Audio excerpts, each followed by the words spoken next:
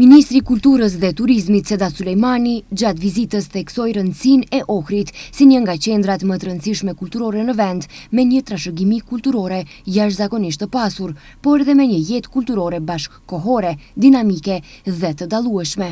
Ai theksoi se vendosja e një komunikimi të drejtpërdrejtë dhe të vazhdueshëm me institucionet kulturore është një nga angazhimet e tij, me qëllim që përmes njohjes së drejtpërdrejtë me punën e tyre të evidentohen nevojat reale dhe bashkërisht të përcaktohen prioritetet për zhvillimin e tyre të mëtejshëm. Ai theksoi se Ministria e Kulturës dhe Turizmit mbetet e përkushtuar në mbështetjen e punës së institucioneve kulturore, veçanërisht në pjesën e përmbajtjeve cilësore, programore, mbrojtjes dhe afirmimit të trashëgimisë kulturore dhe krijimit të kushteve për zhvillim bashkëkohor kulturor. Vizita e punës në Ohër pasoi pas pjesëmarrjes së ministrit Sulejmani mbrëm në koncertin përmbyllës, me të cilin u përmbyll programi muzikor i edicionit të 66 të festivalit Vera e Ohrit.